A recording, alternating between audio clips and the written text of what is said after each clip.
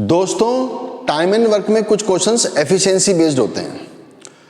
तो ये क्वेश्चन जो है, to do a piece of work B takes 3 times as long as A and C together and C twice as long as A and B together. If A, B and C together can complete the work in 10 days, how long would A take alone to complete it? तो दोस्तों ध्यान में रखिएगा, efficiency is inversely proportional to time taken. मतलब अगर किसी की efficiency ज्यादा है तो उसको टाइम कम लगेगा, ठीक है ना। अब देखिए इस क्वेश्चन को करते हैं। B takes 3 times as long as A and C together। तो मैंने यहां लिखा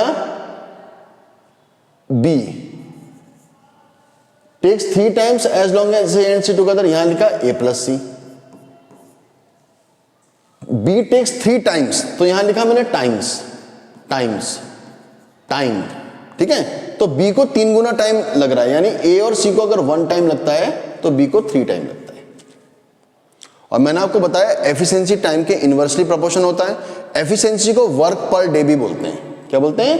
वर्क पर डे। यहां लिखा मैंने वर्क पर डे। तो एफिशिएंसी यानी कि वर्क पर डे इसका इनवर्स हो जाएगा, यानी 3:1 है तो ये हो जाएगा 1:3। अब दूसरी इंफॉर्मेशन जो हमें दी है, and C twice as long as A and B together। C twice as long as A and B together, मतलब C 2 टाइम लेगा अगर A और B 1 टाइम लेते हैं तो। और वर्क पर डे ये भी इनवर्स हो जाएगा, यानी कि ये 1:2 हो जाएगा। अब यहां पर देखिएगा A, B, C तीनों का पर डे वर्क कितना आ रहा है? 3 + 1 4 आ रहा है। यहां पर कितना आ रहा है? 4 आ रहा है ना। 1 + 3 4 आ रहा है। और यहां पर ABC का पर डे वर्क कितना आ रहा है? 1 + 2 3 आ रहा है। यहां पर 4 आ रहा है दोस्तों और यहां पर 3 आ रहा है। लेकिन काम तो सेम ही होना चाहिए वर्क पर डे, क्योंकि तीनों का पर डे वर्क सेम होना चाहिए। तो आप क्या करेंगे, 4 और 3 का कॉमन मल्टीपल ले लो। कॉमन मल्टीपल लिया 4 और 3 का तो 12 आ गया। तो 12 को 1:3 के रेशियो में बांटेंगे तो यह आएगा 3, यह आएगा 9। और 12 को 1:2 के रेशियो में बांटेंगे तो यह आएगा 4 और यह आएगा 8, ठीक है ना। तो ये रेशियो 1:3 बन जाएगा, ये रेशियो 1:2 बन जाएगा। और वर्क भी हमारा सेम आ गया, ABC का पर डे वर्क, ठीक है ना।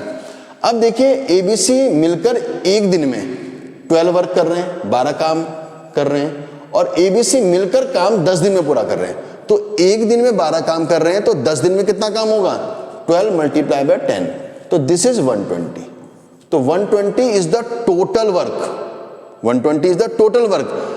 अब हमें क्या कैलकुलेट करना है?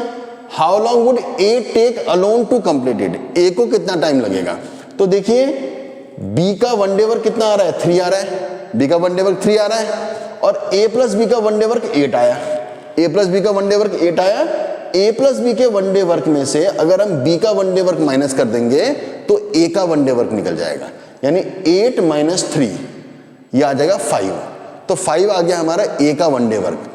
तो टोटल वर्क को अगर हम A के 1 डे वर्क से जो हमारा 5 आया डिवाइड कर देंगे तो हमारा निकल जाएगा time taken by A to complete that work.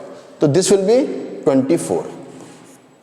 तो 24 डेज, ठीक है ना।